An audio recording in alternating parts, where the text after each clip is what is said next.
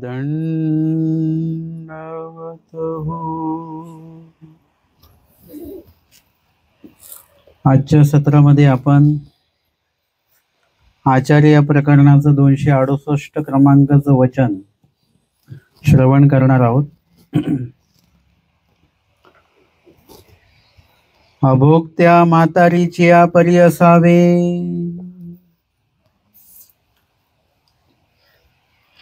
मागच्या वचनामध्ये शांताबाईसांच्या संबंधित प्रशंसोद्गार स्वामींनी उच्चारण केलेले आहेत. येतोनी म्हणितले ते म्हातारी येसीची घडले. तर शांताबाईसांना स्वामींनी असा आचार सांगितलेला आहे. तर स्त्री आणि पुरुष यामध्ये तर स्वामींनी काही भेद केला नाही आहे. स्वामी म्हणतात तुम्ही जीव आणि ते काही जीवले आहेत का. अर्थातच अधिकारामध्ये भेद केलेला नाही आहे, बरोबर आहे. परंतु कर्मफळ जे आहे यामध्ये तर फरक आहेच. आणि म्हणून स्त्रियांच्या बाबतीमध्ये आचरण किंवा आचार सांगत असताना स्वामींनी थोडासा बदलून तो सांगितलेला आहे. पुरुषांसाठीचा जो आचार आहे तो स्त्रियांसाठी आहे, परंतु करत असताना थोडासा बदल जो आहे तो स्त्रियांना सांगितलेला आहे. सारखा आचार नाही. पुरुष या व्यक्तीसाठी सांगितले की एकला विजया, एकट्याने तुम्ही आचरण आटन विजन तुम्ही करू शकता. पण स्त्रियांना सांगत असताना तसं नाही आहे. स्त्रिया वृद्ध स्त्रिया असतील तर कमीत कमी दोघींनी सोबत राहिलं पाहिजे. तरुण स्त्रिया आचरण करत असतील, चर्या करत असतील तर 4 स्त्रियांनी सोबत आटन करायचं आहे. जे त्यांच्या विजनाचं ठिकाण असेल, आटनाची ठिकाण असेल किंवा नित्यविधी वगैरे ज्या प्रदेशामध्ये करत आहेत त्या त्या विभागांमध्ये पुरुषांच्या आणि स्त्रियांच्या तो फरक आहे. आणि म्हणून इथे स्त्री आणि पुरुष दोघांना सारखाच आचार आहे का, न स्त्रियांचा आचार वेगळा आहे. आणि म्हणून सांगतात की अभोक्त्या म्हातारीची परी असावे. अभोक्त्या म्हणजे भोगरहित, कुठल्याही प्रकारचं, जसं विधवा स्त्री असते ना, तिला कुठल्याही प्रकारच्या आनंदामध्ये सहभागी होता येत नाही.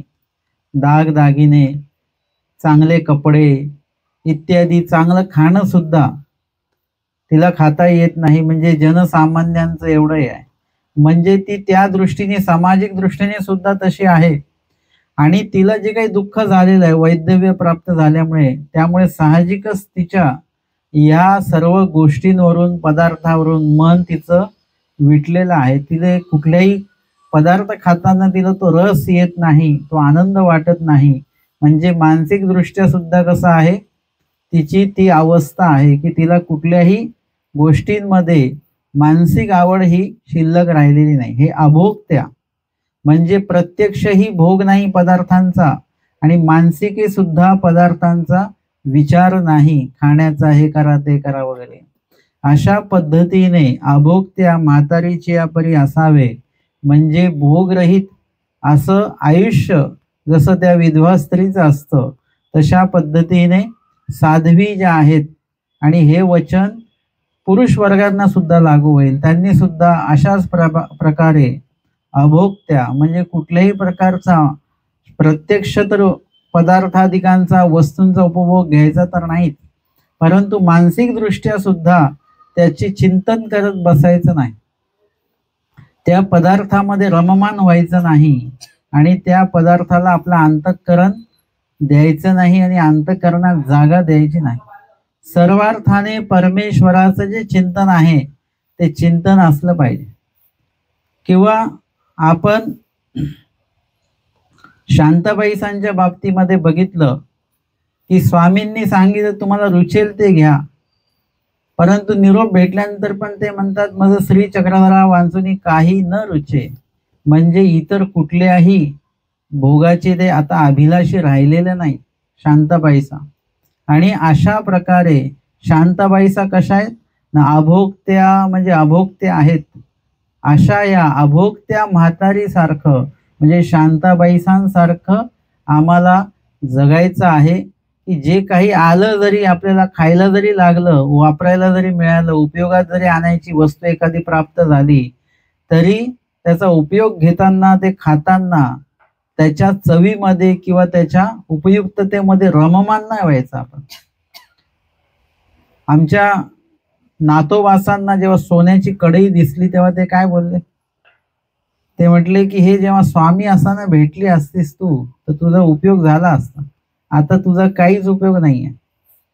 आपण असतो तर आत्ता पण आपल्याला भेटलं कढई, सत्संगाला येता येतात तर आपण घरी घेऊन जाऊ कढई, सत्संग कॅन्सल करू. म्हणजे आपली वृत्ती जी आहे त्याच्यात रममान होण्याची आहे, त्याचा उपभोग घेण्याची आहे. आणि स्वामी म्हणतात अभोक्त्या म्हणजे त्या पदार्थांचं ग्रहण जरी केलं तरी त्याच्यामध्ये, त्या चवीमध्ये रममान होऊ नका. आमचे नाथोबासच भोजन करतायत, स्वामी त्यांना बघतात डोमेग्रामला, आणि भोजन झाल्यानंतर स्वामी विचारतात की जेविता हे तुम्हाला आठवत होते का? आमची आठवण येत होती का जेवताना? आपल्याला येते का? तुम्हाला कधी येते आठवण? तुम्हाला जेवताना आठवण येत नाही म्हणून ठसका लागत असतो. तुम्हाला वाटतं की भाजी तिखट आहे म्हणून ठसका लागतो. हे सुद्धा अन्यथा ज्ञान आहे बरं का. भाजी तिखट असल्यामुळे ठसका लागत नसतो.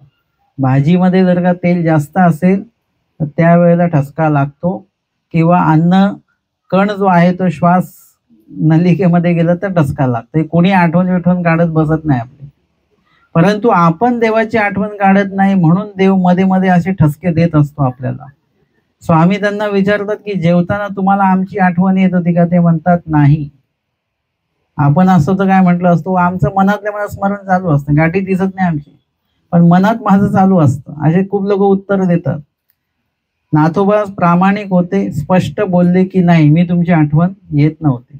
मग स्वामी सांगतात म्हणजे त्या भोजनाच्या वेळेला जर का तुम्ही देवाची आठवण काढत असाल, देवाच्या लीळा तुम्ही चिंतन करत करत जेवत असाल तर तुम्हाला ते जेवण कसं झालं हे पण कळणार नाही, त्यातल्या चवी कळणार नाही, काही नाही. कारण की त्याही पेक्षा चविष्ट अशा ज्या स्वामींच्या लीळा आहेत त्या आपल्याला आठवत आहेत.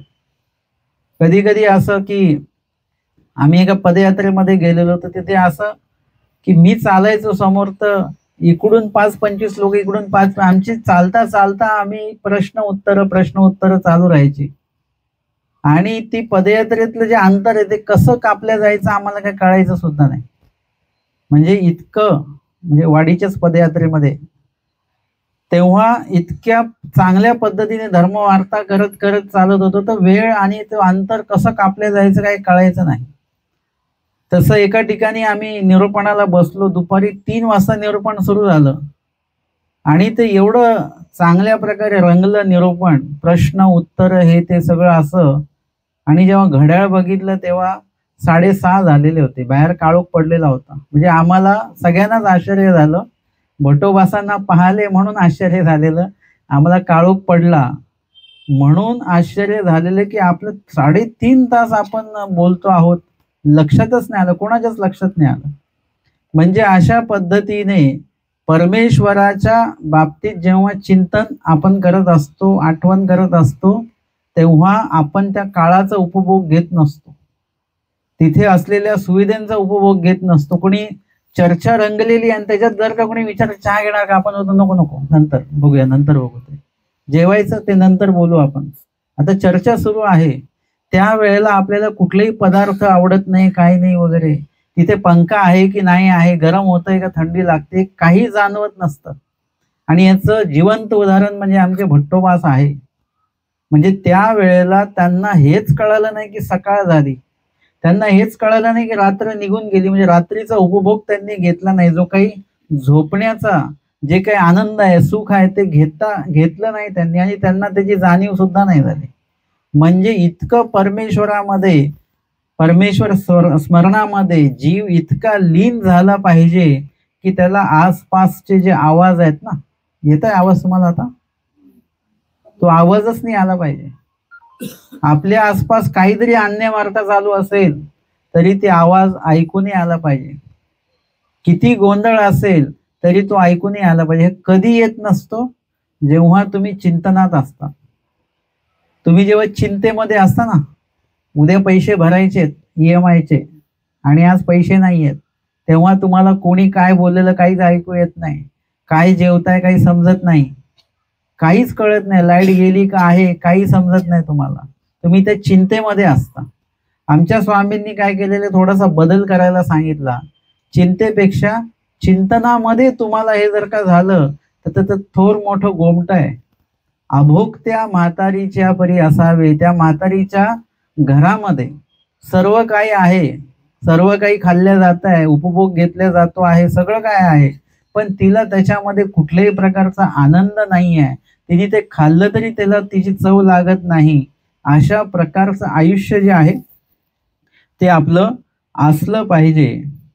परी स्त्रियांनी विशेषे तारुण्याधिक देहधर्म लोपोनी वृद्धत्वीचे अंगी करुनी कुचिल मलिन असव्य होनी असावे. आता हे अभोक्त्या म्हातारीच्या परी असावे. वास्तविक वयाने म्हातारपण आहे, परंतु जर का तरुण स्त्री आहेत त्यांना आचार करायचा आहे, मग त्यांनी कशा प्रकारे, आंतराचरण तर समजलं, परंतु बाह्य कशा प्रकारे असावं पा ना. म्हणून लापिकेमध्ये सांगतात, परी स्त्रियांनी विशेष तारुण्याधिक देहधर्म जीवधर्म जे काय असतील ते काय करायचे, लोपायचे आहेत. ते प्रदर्शित करायचे नाही आहेत, प्रकाशित करायचे नाही आहेत, ते लोपून ठेवायचे आहेत. आणि वस्त्र असतील वगैरे असे मलिन कुचिल वगैरे असे ठेवायचे. आमच्या ज्या आऊसा होत्या त्या काय करायच्या, चिंचे काही असतात ना, ते घासून त्याचं जे काही असं पेस्ट सारखं तयार व्हायचं ना, ते तोंडाला ते लावायचे आणि त्याच्यामुळे त्यांचा चेहरा जो आहे तो असा तरुण वगैरे दिसत नव्हता. म्हणजे हा वेगळा मेकअप आहे, आमचा मेकअप वेगळा आहे. आपण चांगलं दिसण्यासाठी म्हणून मेकअप करतो. आमच्या आऊसा मेकअप करायचे पण ते चांगलं दिसू नये चेहरा, अशा प्रकारचं. म्हणजे आपलं जे काही सौंदर्य आहे तो लोपायचा. आपले गुण सुद्धा, आमचे स्वामी सांगतात, गुण सुद्धा लोपून ठेवायचे. मनुष्य मात्र होणी असावे, त्याच्यामध्ये तेच आलं सगळं काय. म्हणजे पुरुषासाठी सुद्धा हा आचार आहे की त्यांनी तशा पद्धतीने राहायचं. आमचे केशराज बास होते, त्यांनी सुद्धा हा प्रयोग केलेला आहे. सुंदर दिसायचे आणि नंतर मग जेव्हा गेले तेव्हा कसे गेले, एकदम देहकृश वगैरे असं करून ते गेले, मनुष्य मात्र होऊन गेले आणि त्या ठिकाणी ते विकाराला त्यांनी जिंकलेलं आहे. अशा पद्धतीने या ठिकाणी स्वामींनी हे वचन आम्हाला निरूपण केलेलं आहे. या संदर्भामध्ये जी प्रकरण वशाची लीळा आहे ती बघूया. उत्तरार्ध 610 क्रमांकाची. महादाईसांना असन्निधान धर्म स्वामींनी निरूपण केलेला आहे. महादाईसा स्वामींना विचारतात, महादाईसी पुसले गोसावी आम्हासी असन्निधान देव पांता ती तरी असन्निधानी कैसे वर्तावे जी. म्हणजे आता देव आम्हाला असन्निधान देणार आहेत, तर आता आम्ही असन्निधानी कसं राहावं असं ते विचारतात. स्वामी म्हणतात, बाई पोळले सुने असे तयासी कवने ठाई सुखासी नये, वळणी खाली रिगे परी सुखासी नये, कडवला अंतू रिगे परी सुखासी नये, पाणी अंतू रिगे तरी तयासी सुखासी नये, ऐसे अखंड जळतूची असे. सुने असे म्हणजे कोण, श्वान. आणि तो पण कसा आहे, पोळले सुने असे म्हणजे ज्याला भाजलेला आहे, चटका लागलेला आहे, अशा प्रकारचा जो श्वान आहे, ज्याला इजा झालेली आहे. तयासी कवने ठाई सुखासी नाही. आता इथे जखम काहीतरी लागल्यामुळे नाही, अग्नीमुळे ज्याला जळलेला आहे वगैरे असा तो श्वान आहे. तयासी कवनी ठाई सुखासी नाही, तो कुठेही जरी गेला तरी त्याला सुख वाटत नाही. वळणी खाली रिगे म्हणजे एखाद्या पडवीला जर का तो सावलीमध्ये येऊन बसला तरी सुद्धा त्याला सुख वाटत नाही. कडवला अंतू रिगे म्हणजे शेण्यांसाठी वगैरे जे काही तयार केलेलं असतं ना, तिकडे थंडावा असतो, तिथे जाऊन तो बसतो तरी सुद्धा त्याला सुखासी नाहीये. पाणी अंतू रिगे तरी सुखासी नाहीये. पाण्याच्या जागेमध्ये ओलावा जिथे जिथे आहे तिथे तो बसेल किंवा पाण्यामध्ये जरी गेला तरी सुखासी नाहीये, त्याला सुख वाटत नाही. ऐसे अखंड जळतूची असे, अखंड म्हणजे सलग तो असं जळतच असतो, म्हणजे त्याला ते त्रास होत असतो ते भाजल्याचा. श्वान जो आहे तो कसा आहे, मुळातच उष्ण प्राणी आहे. उन्हाळ्यामध्ये वगैरे श्वानांना भरपूर त्रास होतो, ते असं चिखलामध्ये वगैरे जाऊन बसतात आणि उन्हाळ्यात तर त्रास होतोच, पण त्याच्यामध्ये जर का त्याला ते असं भाजलेलं असेल तर त्याचा किती त्रास होईल. असं जे जळालेले लोक असतात ना, आणि मग उन्हाळ्यामध्ये त्यांना काय होतो, त्या भागाला त्रास होतो जिथे ते जळालेलं आहे. किंवा उष्णतेमुळे ते होते ना, नागिन म्हणतात त्याला, ते बरी जरी झाली तर उन्हाळ्यामध्ये मात्र तेवढ्या भागाला त्रास होतो जिथे ते नागिन उठलेली आहे, कारण की ते उष्णतेने होणारा तो आजार आहे. श्वानामध्ये मुळातच उष्णता आहे आणि त्याच्यामध्ये परत हे असं अग्नी दाह त्याला जर का चटका लागलेला आहे तर मग त्याशी अखंड जळतूची असे, अखंड तो जळतो, त्याला कुठे गेल्याने सुख असं काही वाटत नाही. तैसे पोळल्या सुनियाच्या परी असावे. आपण कसं असायचं, पोळल्या सुन्यापरी म्हणजे असं अखंड जळतूची असावे. आपण काय करतो, अखंड जाळतूची असतो. अखंड जाळणे आणि अखंड जळणे याच्यामध्ये फरक आहे. कशाचा फरक आहे, कान्याचा फरक आहे, जळणे आणि जाळणे. आणि त्याच्यामुळे अर्थामध्ये भरपूर मोठा बदल होतो. जाळणे म्हटल्यानंतर आपण इतर गोष्टी जाळत बसतो, धूप, अगरबत्ती, कापूर. खूप लोकांना ते असतं, कापूर लावा, कापूर लावा. कापूर कशाला जाळायचा, इतकी जास्त जाळपोळ करायची नाही. हा आमचा पंथ अहिंसक पंथ आहे, कमी हिंसक पंथ आहे. जेवढी जाळपोळ कमी कराल तेवढी हिंसा कमी होईल. इथे आम्हाला देवानी जाळायलाच सांगितलं नाहीये काही. इथे काय सांगितलं, ऐसे जळतूची असे, तो जसा जळतो तैसे पोळल्या सुनिया परी असावे, म्हणजे स्वतःला जाळायचं. स्वतःचं जे अंतःकरण आहे ते अंतःकरण जाळा. तुम्ही चांगले कपडे घाला, दागिने घाला, चेहरा प्रसन्न ठेवा, पण अंतःकरण मात्र ईश्वराशिवाय आपलं जळलं पाहिजे, दुःख झालं पाहिजे. अंतःकरणामध्ये ते दुःख असलं पाहिजे. समाजाला ते दुःख दाखवायचं नाही, कुणालाच दाखवायचं नाही. ते दुःख फक्त देवाला दिसलं पाहिजे, अशा प्रकारचं दुःख आपल्या अंतःकरणामध्ये असलं पाहिजे. आणि म्हणून खूप काही हे जाळ ते जाळ करू नका. इथे आमचे स्वामी म्हणतात काही जाळायची गरज नाही. जर का तुम्हाला जे जाळायच्या वस्तू आहेत ते घ्यायला तुमचे पैसे खर्च होतात, परंतु अंतःकरण जाळायला कुठल्याही प्रकारचं द्रव्य खर्च होत नाही, परंतु त्याचं मूल्य मात्र आपल्याला मिळतं. बाकीच्या ज्या गोष्टी तुम्ही जाळता, जसं माझ्याबद्दल तक्रार आहे की हे दिवे जाळू नका म्हणता, हे जाळू नका म्हणता, हे मी म्हणतच नाहीये, हे चक्रधर स्वामी म्हणतात आहे. एक तर दिवेनी काही तुम्ही आम्हाला बघणार आहात का, खूप काही मोठे दिवे लावणार आहात तुम्ही आणि त्याच्याने देव दिसणार आहे असं पण नाहीये.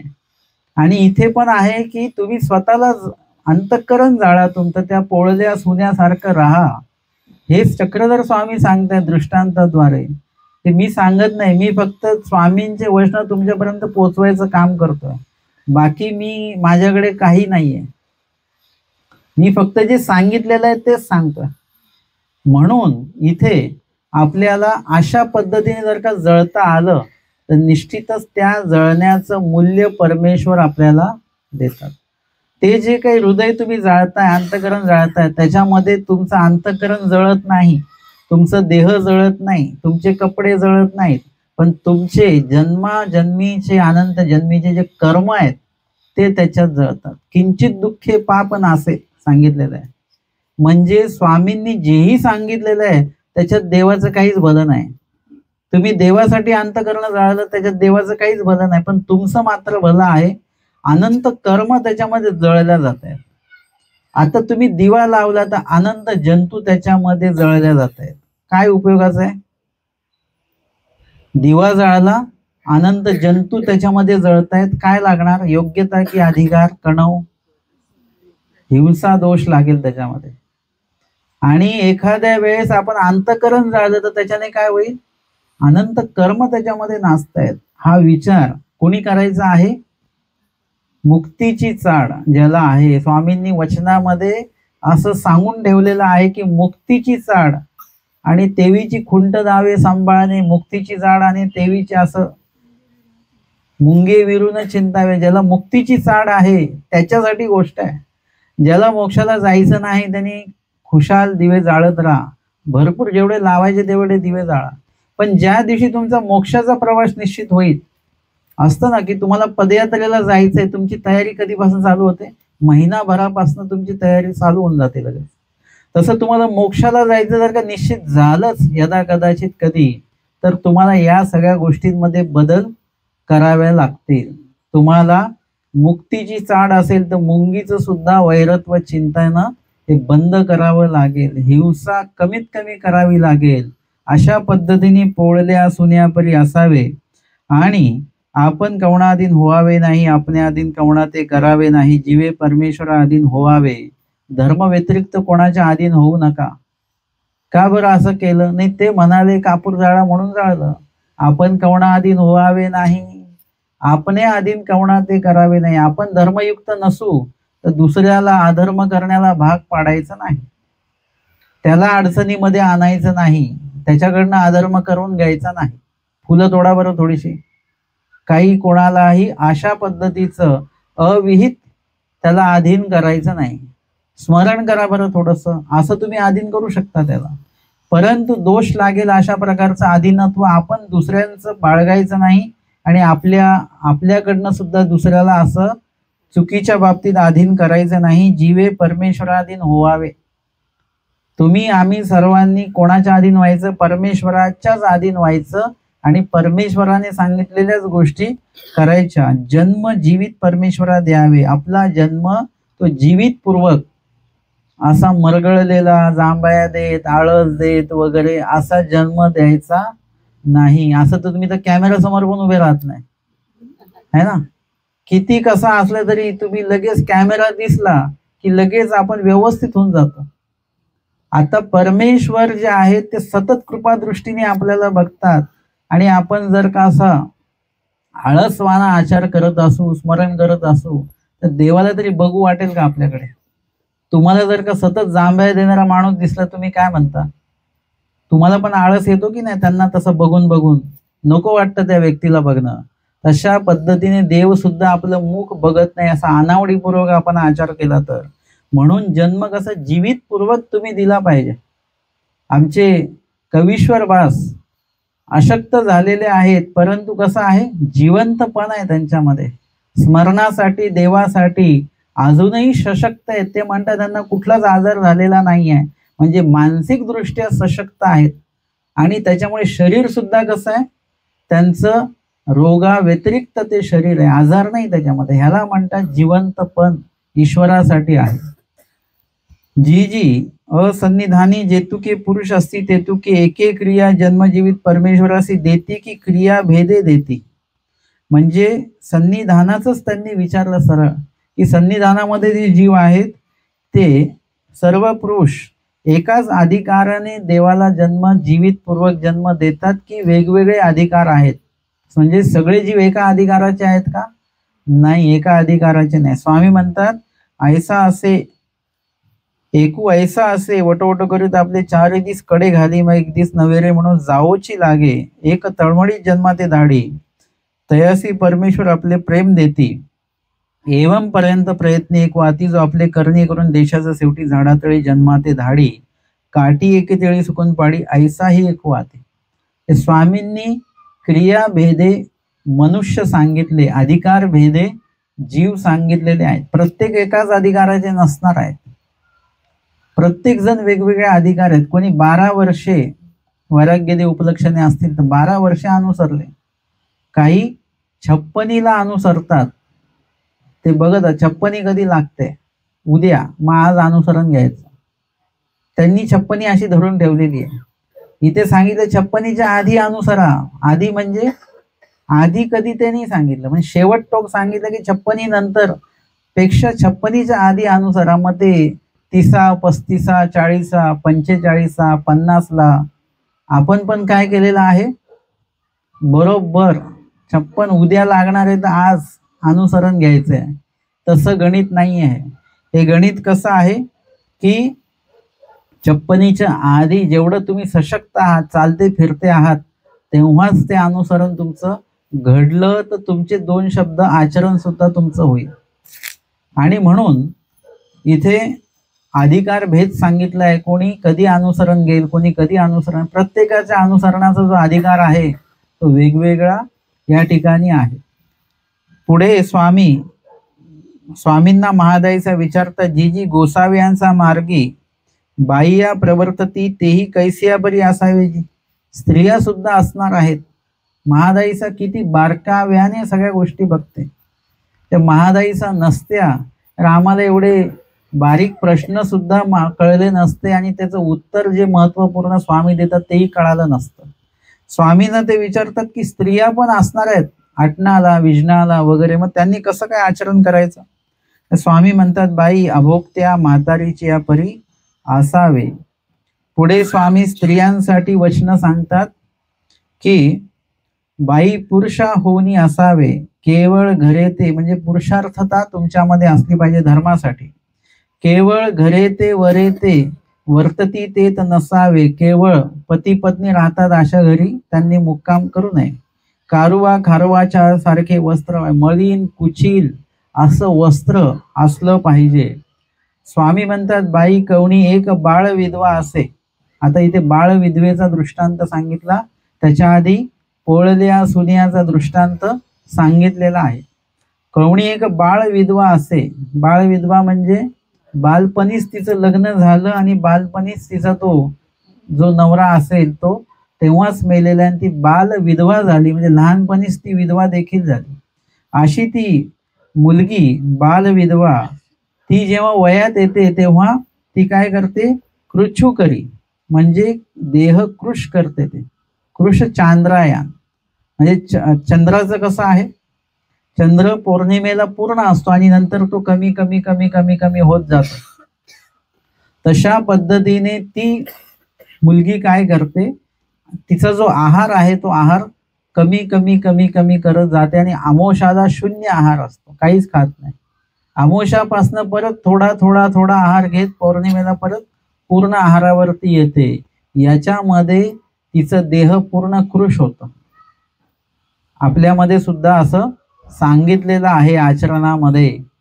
म्हणजे असं जर का चर्या केली, त्याला चर्या म्हणतात, अशी एक चर्या जरी केली तरी ईश्वर दर्शनाला जीव निघून जाऊ शकतो.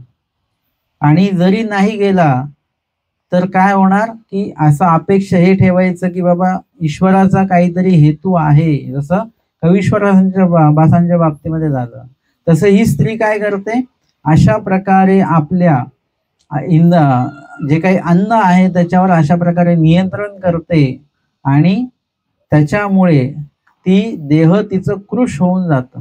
म्हणजे कुठल्याही प्रकारचं जे काही इंद्रियार्थता वगैरे जी असेल ती त्याच्यात निघून जाते. ऐसे तियेचे इंद्रिय धर्म शमती, इंद्रिय जे धर्म आहेत ते त्याच्यामध्ये शमन होतात. तियेचे जन्म कडे पडे, म्हणजे प्रतिव्रतेच्या पद्धतीने बघायला गेलं तर तिचं जे काही तिने व्रत केलेलं आहे तो व्रत जर का तिने पूर्ण केला तर तिचं जन्म कडे पडे, म्हणजे ती पतिव्रतेच्या त्या धर्माला ती कदाचित जाऊ शकते. तैसा अनुसरला संयमो करी, याचा सिद्धांत सांगतात की अनुसरला पुरुष जो आहे तो जर का संयम करतो, म्हणजे संयमन जे आहे प्रत्येक गोष्टीचे मानसिक संयमन सगळ्यात महत्वाचं आहे आधी. म्हणजे आपलं जे काही स्वैरवैर आपण होतो ह्याची सुरुवात कुठून होते, मनामध्येच होत असते. आपण निरूपणात बसलो तरी आपण घरी कशाने जातो, मनाने जात असतो. त्याच्यामुळे मनात जे काही उल्लेख होतात ते वाचेमध्ये आणि मग शारीरे ह्याच्यामध्ये येतात. तर मनाचा जो संयम आहे तो सर्वात प्रथम आधी आपण केला पाहिजे. आपल्याला कुठल्या कुठल्या सवयी आहेत ज्या आपल्या धर्मापासून देवापासून लांब घेऊन जातात, त्या सवयींचं काय करा.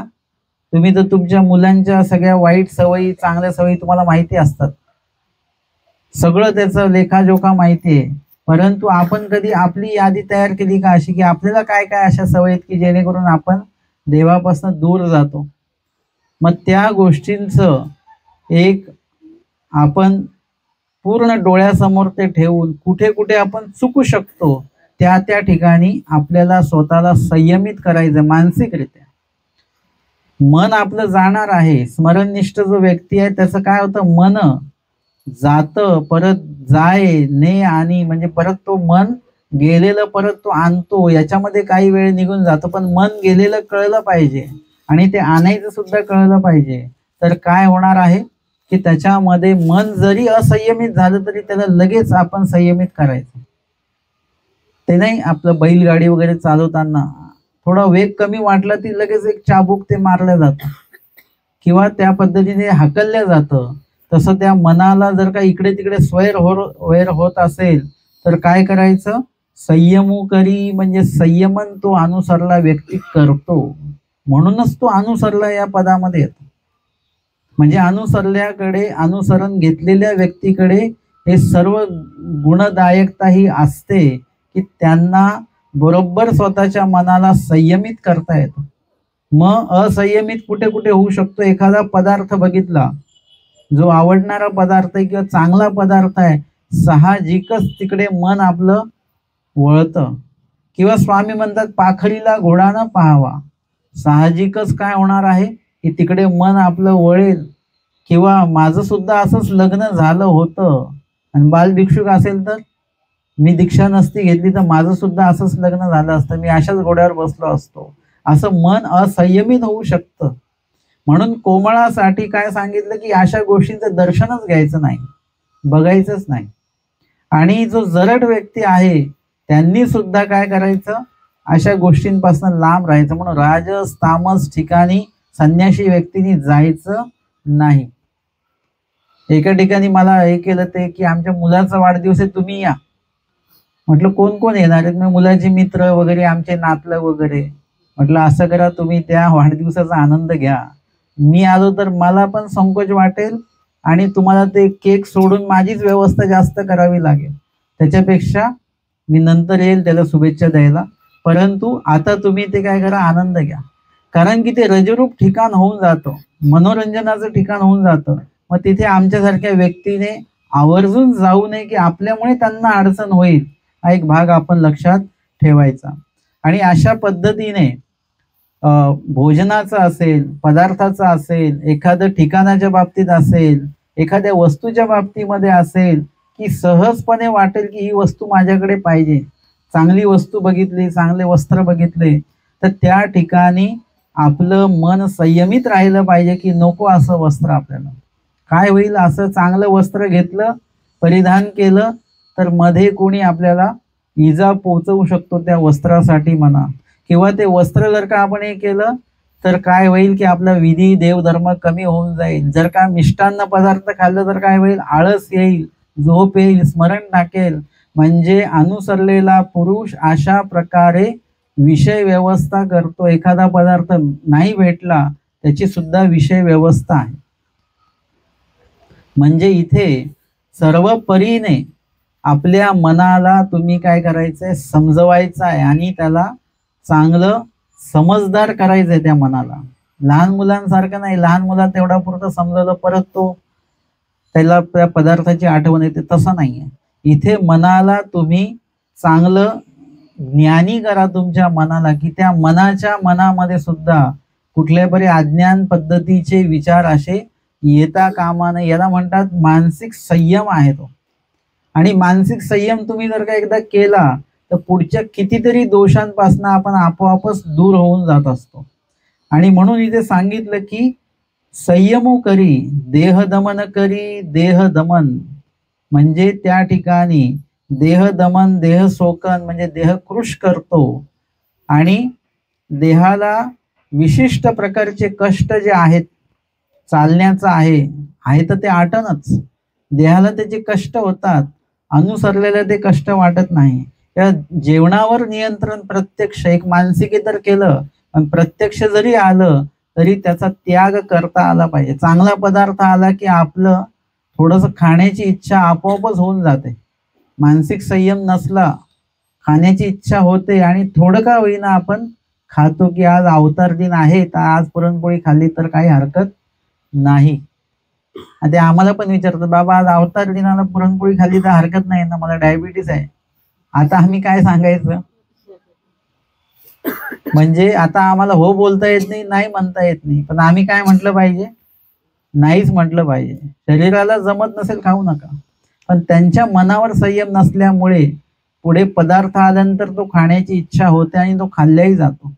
मनावर नियंत्रण असेल आणि पुढे काही जरी आलं, यथा नातोबासांचंच उदाहरण घेऊया, सोन्याचं ते कढई आली तरी सुद्धा त्यांनी त्याकडे त्यांचं मनावर एवढा संयम आहे की त्यांनी त्याला हात सुद्धा लावलेला नाही.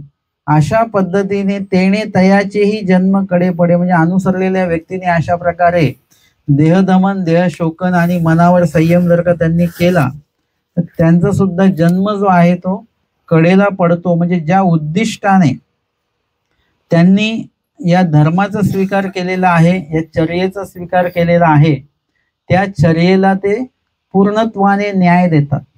आणि जर का मध्ये तुम्ही अडखळले तर काय होतं? मध्ये जर का अडखळलात, यथा दत्तात्रय प्रभूंच्या भेटीला निघाले डखले आणि चांगदेव भट, मध्ये काय झालं? सरळ गेले असते तर परत आपल्याला भेटले नसते कदाचित, ते अमुक दर्शन त्यांना होऊन गेलं असतं. परंतु काय झालं? मध्ये अडखळले, मन संयमन जे आहे ते जमलं नाही, त्याच्यामुळे देह सुद्धा तिकडे गेलं मनासोबत. आणि त्या ठिकाणी त्यांची जी साधना आहे ती साधना त्यांची त्या ठिकाणी खंडित झाली. आपली साधना जी आहे ती खंडित होऊ द्यायची नाही. साधना खूप महत्वाची आहे, ती कुठली असो. तुमची शालेय शिक्षणाची एक साधना असते, तुमची नोकरीची एक साधना असते, घर चालवण्याची साधना आहे, स्त्रियांची एक विशेष साधना आहे, म्हणजे पूर्णपणे ते घराचा ताबा पेक्षा ती घराची जी जबाबदारी आहे ती मनापासून घेऊन ती एक साधना आहे. ती साधनेतनं जर का खंड झाला तर ते घर गेलं वाया. पण स्त्री तिची साधना कधी सोडत नाही, सर्व साधना मरेपर्यंत ती करत राहते. हे सर्व प्रपंचासाठी आपण करत आलेलो आहोत. अनंत जन्म, अनंत चौकड्या, अनंत युगे, अनंत सृष्ट्या. फक्त आता आमचे स्वामी काय म्हणतात, एक संधी आता आम्हाला द्या, हे एक जन्म इकडे देऊन बघा की ती साधना जी आहे तिकडे जी करतात ती साधना इकडे करायची तुम्हाला, बाकी काहीच करायचं नाही. तुम्हाला त्या साधनेचा, तुम्हाला त्या कष्टाचा अनुभव आहे.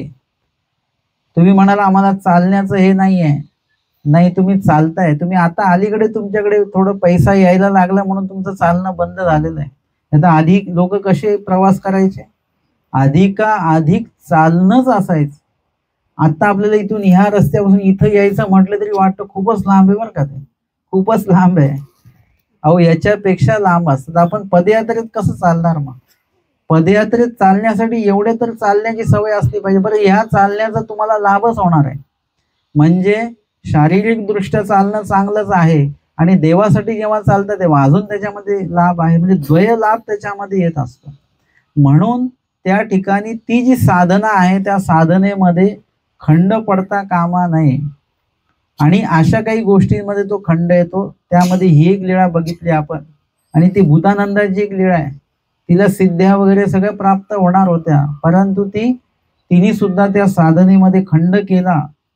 आणि नंतर मग त्या मुलीच्या घरी ती जाते. काय, मुलीच्या हातावर ते गरम गरम पाणी पडतं भाताचं, हात जळतो, मग थांबते, पार तिचं बाळणपण वगैरे सगळं करून आटपून मग येते स्वामींकडे. स्वामी म्हणतात, बाई झाली का सिद्धी? ते म्हणतात, काय सांगू देवा, ते असं असं झालं. आता भूतानंदाला सिद्धी भेटणार होती, सिद्धीनंतर मुलीला भेटता आलं असं तिला, पण तिला आधी मुलीला भेटणं महत्वाचं वाटलं. मनाचा संयम राहिला नाही. विषयाधिक पदार्थांमध्ये आपण जास्त अडकतो आणि ज्यामध्ये आपलं नुकसान आहे किंवा त्याच्यामध्ये लाभ नाही आहे अशा गोष्टींना आपण आधीपासूनच महत्व देत आलेलो आहोत.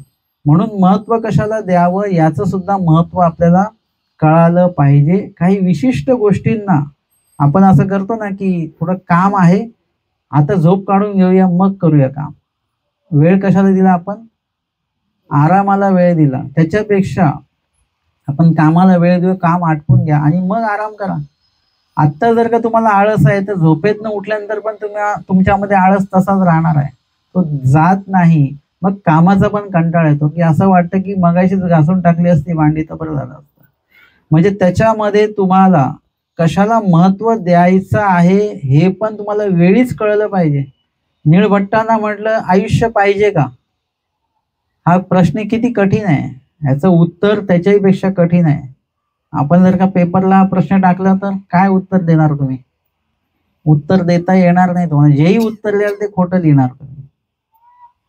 नीळभट्टांना विचारलं जन्म पाहिजे का, आयुष्य पाहिजे का, वाढवून पाहिजे का, काय बोलायचं त्याच्यामुळे. परंतु त्यांनी ती जी वेळ आहे, ती संधी आहे, ती हुकवली नाही. एकदम बरोबर उत्तर दिलेलं आहे आणि ते उत्तर देता आलं पाहिजे. आपण असं म्हटलं नाही आम्हाला देवासोबत राहायचं आहे, नाही. इथे देवासोबत जरी राहायचंय तरी शेवटच्या क्षणाला देव आठवत जन्म आपला जाणार आहे का? शेवटच्या क्षणाला देव आठवत आठवत आपलं आयुष्य गेलं पाहिजे. तर छरदोबा त्यांच्यापेक्षा वेगळे व्यक्तिमत्व आहे, छरदोबा अजून काहीतरी, पण शेवट त्यांचा वेगळा झालेला आहे. म्हणून तुमची सुरुवात काय आहे, तुमचा मध्य काय आहे, याच्याही पेक्षा आमचे स्वामी म्हणतात तुमचा शेवट काय आहे तो जास्त महत्वाचा आहे. आणि शेवट हा तुमच्या सुरुवात आणि मध्यंतरावर शेवट तुमचा अवलंबून असतो. तो काय असणार आहे, जे असे ते देहांती प्रकट आहे. मग इथे आपल्याला हे निर्णय घेणं जमलं पाहिजे. आणि नीळभट्टांनी तेव्हा देह सोडण्याला महत्व देऊन दिलं, जिवंत राहण्याला महत्वच दिलं नाही. हे सुद्धा जिवंतपणच आहे. आपलं मरण स्वीकारणं यामध्ये सुद्धा नीळभट्टांचं जिवंतपण आहे. हे आहे जन्मजीवित परमेश्वराला देणं. असं जन्मजीवित देणं आपल्याला जमलं पाहिजे की मृत्यू जरी आला देवासाठी तो स्वीकारता आला पाहिजे. त्यांनी तो तलवारीचा घाव घेतला ना स्वतःच्या अंगावर, म्हणजे किती मोठी गोष्ट आहे. आपण दुसऱ्याची सेवा घ्यायला तयार नाही, ती त्यांची सेवा आहे, माझी दुसरी सेवा आहे. आपण दुसऱ्याची सेवा घ्यायला तयार नाही आणि त्यांनी त्यांच्यावर होणारा वार त्यांनी स्वतःवर घेतला. हे काय आहे, योग्य वेळी योग्य निर्णय आपल्याला घेता येणं हे तेवढंच महत्वाचं आहे. आणि म्हणून इथे मनसंयमन हा एक भाग जो आहे तुम्ही तो आधी केला पाहिजे. हा तुमच्या व्यावहारिक आयुष्यासाठी पण चांगला आहे. एकाने सांगितलं की बाबा 2 गुलाबजाम जर खायला दिले तर आपण किती गुलाबजाम खातो, त्यातले आपण किती खातो? 2 खाऊन परत 2 मागतो अजून. तुम्ही 2 उत्तर काय देता, 4 झाले ते. परत बघतो आपण तो गुलाबजाम वाढायला आला की पहिले 2 संपवून टाकतो, परत 2 वाढून घेतो. इथे त्यांनी सांगितलं की 2 जर का आले गुलाबजाम तर त्यातला एकच खा. एका गुलाबजामला तुम्हाला नाही म्हणता आलं पाहिजे. पदार्थ आला नाही, आता लगेच इकडे तिकडे बघतो आपण, ते म्हणतायत खा, लगेच खाऊन घेतो. आपल्याला नाही म्हणता आलं पाहिजे. नीळभट्टाला नाही म्हणता आलं. देव म्हणतात आयुष्य घ्या, देवाला नाही म्हणता आलं त्यांना, परंतु त्या नाही म्हणण्यामध्येच देवाला होकार देणं आहे. देवाला नकार देण्यामागेच देवाला होकार देणं आहे. देवाचं जे काही दातृत्व आहे त्याला नाकारलेलं आहे. ते दातृत्व देवाचं नाहीये, परत तो दातृत्व वेगळ्या पद्धतीचं आहे. तुम्हाला आयुष्य जगण्यासाठी म्हणून देव दातृत्व करतायत नाही, देवासाठी जगण्यासाठी म्हणून किंवा देवाला जन्म देण्यासाठी म्हणून तो जन्म त्यांनी नकारलेला आहे. की इथे जर का देता आलं तर मग आयुष्यभर देव आपल्या सोबत राहणार आहेत, म्हणून हे आयुष्य नको. अशा पद्धतीने योग्य वेळी योग्य निर्णय तुम्हाला घेता आला पाहिजे. आणि विषय चालू आहे आपला की कशाला महत्व द्यायचंय तुम्हाला. तुमच्या इथे तुम्हाला आळस पण आलेला आहे, निरोपण आहे. कशाला महत्व देणार? निरोपणाला. कारण निरोपणात आलं की झोपता येतं, दोन्ही कामं होतात. निरोपणाला येणं होतं आणि आळसाचं पण काम त्याच्यामध्ये होऊन जातं.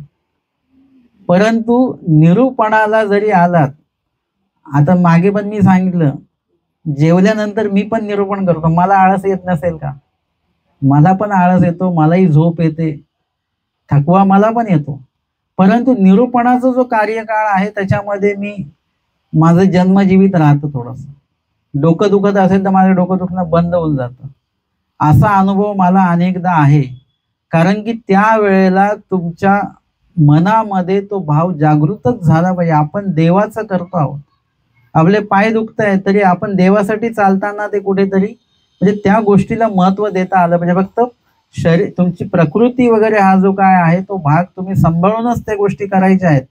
परंतु कधी कधी आपण आळसामुळे देवाच्या अनेक गोष्टींना नकारतो, तर तसं नाही झालं पाहिजे. ते स्वीकारता आलं पाहिजे. नीळभट्टांनी ते स्वीकारलेलं आहे.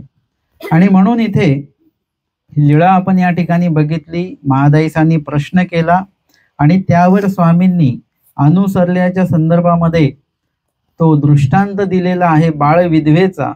आणि ती ज्या पद्धतीने आपलं देहकृश करते, देह दमन करते, देह शोषण करते आणि ती तिचा जन्म निर्दोषपणे पार पाडते, त्या पद्धतीने अनुसरलेल्या व्यक्तीने, ईश्वराला समर्पित होणाऱ्या व्यक्तीने सुद्धा विषयाधिक जे पदार्थ आहेत, जेवणाचे जे काही पदार्थ आहेत जे तुम्हाला भुरळ घालतात आणि ते तुमच्या शरीरासाठी योग्य सुद्धा नाही आहेत, अशा पदार्थांचा त्याग करायचा. आमचे स्वामी सांगतात की निरसे विरसे अन्न घ्या, किंवा वृक्षांना आहे त्या अन्नी काही दोष असे, त्या अन्नामध्ये कुठल्याही प्रकारचा दोष नाही. निरसे विरसे आणि वृक्षांनामध्ये ते उलट तुमच्यासाठी लाभदायकच आहेत. या संदर्भातली जी टीका आहे ती आपण बघूया. अभोक्त्या म्हणजे कारुआ तारुआ सारखे वस्त्र. अभोक्त्या म्हातारीची परी असावे, तर ती स्त्री कशी असते बरं? न तिचं सुरुवात कशापासून आहे? वस्त्रापासून आहे. आणि स्त्री असेल म्हणजे जसं ते कोकणातली एखादी म्हातारी बाई जरी असेल तरी तिचं ते बरोबर भांग बिंग समजा असं ते हे केलेलं असतं नाही, डोक्यामध्ये एक फूल तिच्या असणार, म्हणजे वयस्कर व्यक्ती असेल तरी. म्हणजे इतकं महिलेंच्या स्वतःच्या बाबतीमध्ये एवढी ते काळजी घेतात. परंतु एखादी अभोक्ती म्हातारी आहे ती म्हणजे नेमकी कशी असते? तर कारुआ तारुआ सारखे वस्त्र, म्हणजे असे मलिन कुचित. तिचं तिच्या वस्त्राकडेही लक्ष नाही आहे की कसे कपडे आपण घालतोय, काय आहे ते मळालेले आहेत वगैरे. म्हणजे तिच्या त्या वस्त्रांमध्ये सुद्धा कुठल्याही प्रकारचा रस नाही आहे की चांगले कपडे नेसावेत, आपण चांगलं दिसावं, लोकांनी चांगलं म्हणावं, अशा प्रकारचं काहीच नसतं. आपल्यालाही हे कधी कधी होतं बरं का. आपण थोडंसं उदास असलो, काय असलो की काही करू वाटत नाही, काही खाऊ वाटत नाही, असं वाटतं की काय ते दागिने घालायचे, काही ते चांगले कपडे, काय ते चांगले चपला, काही कशामध्ये इंटरेस्ट नसतो. कुठे जायचं म्हटलं तरी असं वाटतं नाही जायचं. म्हणजे तेवढा कार्यकाळ आपण उदास असतो आणि असंही वाटतं की ह्याच्यातनं आपण कधीच बाहेर पडणार नाही, अशी स्थिती त्या अभोक्त्या म्हातारीची. पण आपलं थोडं 1-2 दिवस असतं, त्याच्यानंतर परत आपण पूर्वस्थितीला येऊन जातो. परंतु इथे अभोक्त्या म्हातारीच्या बाबतीमध्ये अशा प्रकारे या वस्त्राचा जो उल्लेख सांगितलेला आहे इथे टीकाकारांनी, देह तर वस्त्रच असा असावं का? नुसतं वस्त्राच्या बाबतीत हा त्यांचा हे आहे का असा वर्तन? देह म्हणजे देह सुद्धा अशाच प्रकारचा आहे, ठीकठाक ठेवलेलं आहे, असं खूप काही त्याला सजवणे वगैरे असं नाही. ब्राह्मणाचे निवेशे हिनासी बोलू नये. तर मग अशा पद्धतीने जे ब्राह्मण ज्या स्त्रिया असतात विधवा, त्यांच्याप्रमाणे का राहू नये वगैरे, व्यवस्थितपणा थोडासा हे ते ना. ब्राह्मणाचे निवेशे हिनासी बोलू नये म्हणजे काय होईल की इतर 3 वर्गातले जे लोक आहेत, तुम्ही जर का ब्राह्मणासारखे राहायला लागले तर काय होईल? इतर 3 जे वर्ण आहेत ते तुमच्याशी बोलणार नाही, कारण हे ब्राह्मण आहे, त्यांच्याशी आपण बोललो तर काय होईल? आपल्याला शिक्षा पण होईल. ही त्या काळातली गोष्ट आहे. म्हणून आपण तसंही राहायचं नाही की एखाद्याला आपण खूप वेगळे वाटू, असं श्रीमंत वाटू वगैरे वगैरे, असंही राहायचं नाही. हे दीक्षा घेतल्यानंतरच आहे बरं का. तुम्ही काही टेन्शन मध्ये येऊ नका. आता तुम्ही जेव्हा दीक्षा घ्याल, अनुसरण घ्याल, तेव्हा हे असं सगळं होणार आहे. त्यावेळेला कुठल्याही प्रकारे वस्त्रांच्या बाबतीत झालं, देहाच्या बाबतीत झालं आणि स्वतःच्या बाबतीमध्ये सुद्धा राहताना आपण खूप सुशिक्षित आहोत असं दाखवायचंच नाहीये. आपण आहोत सुशिक्षितच, परंतु ते दाखवायचं नाही, त्याचं प्रदर्शन इतरांना झालं नाही पाहिजे. किंवा हीन जे आहेत, असुशिक्षित आहेत, त्यांना आपल्याला बघून कुठेतरी हे नाही वाटलं पाहिजे की बाबा हे आपल्यापेक्षा खूपच सुशिक्षित आहेत वगैरे, असं त्यांना हीनत्वाचा भाव त्यांच्या मनामध्ये येता कामा नये, ते दुखावल्या गेल्या नाही पाहिजेत. आपण अशा पद्धतीने सामान्य पद्धतीने राहायचं. तुम्ही जर का स्वतःला प्रकाशलं तर काय होतं की तुम्ही दिसायला लागता, आणि तुम्ही स्वतःला प्रकाशलंच नाही तर तुम्ही असले तरी तुम्ही दिसत नाही. ते म्हणतात तुम्ही पोतीला होते का काल, आता दिसतच नाही, ते प्रकाशत नाहीत. म्हणजे आपण जेवढं स्वतःला प्रकाशू तेवढं दिसू. म्हणून अशा पद्धतीने राहावं की कपडे असतील, वस्त्र असेल, जे काही वर्तन असेल वगैरे एकदम सामान्य आपलं असलं पाहिजे. आणि ब्राह्मण कैवार घेती, आणि ब्राह्मण लोक कदाचित त्यांना वाटेल हे आपलेच आहेत आणि ह्यांच्यासोबत हे शूद्र लोक बोलतायत वगैरे, ते ब्राह्मण कैवार घेतील आणि वेगळाच वाद तयार होईल. आणि वेशाचेनी भेने काही अन्याय राहतो नाहीये. आणि जर का आपण त्यांच्यासारखं जर का राहिलो तर तुम्हाला चौवर्णी भिक्षा जी सांगितली ती घेता येणार नाही, किंवा जे काही वर्तन सांगितलेलं आहे ते कसं आहे, ते वैदिक पद्धतीने नाही आहे, तुमचं आचरण वेगळं आहे, तर त्यांना तुम्हाला त्यांच्यासारखंच आचरण करावं लागेल. मग पण तुमचा जर का वेश वेगळा आहे, राहणीमान आचार प्रणाली तुमची वेगळी आहे, तर त्यांना तुम्ही उच्च कुळातल्या लोकांना सुद्धा तुम्ही त्यांच्यासारखे दिसणार नाहीत. आणि ते कुठल्याही प्रकारे त्यांच्यासमोर आचरण आपलं आपल्याला करताना कुठलाही संकोच वाटणार नाही. नाही तर त्यांच्यासारखं जर का दिसत असू तर मग त्यांच्यासारखाच आचार आपल्याला करावा लागेल. लोकाभेन, का बरं असं का करता येणार नाही ना? लोकाभेन म्हणजे लोक निंदा करतील, बघतील की अरे हे या कुळातले दिसतायत आणि असं असं आचरण करतायत, तर तुमचं वेश, तुमचं राहणीमान, तुमचा आचार हा सगळा सर्वतोपरी इतरांपेक्षा वेगळा आहे.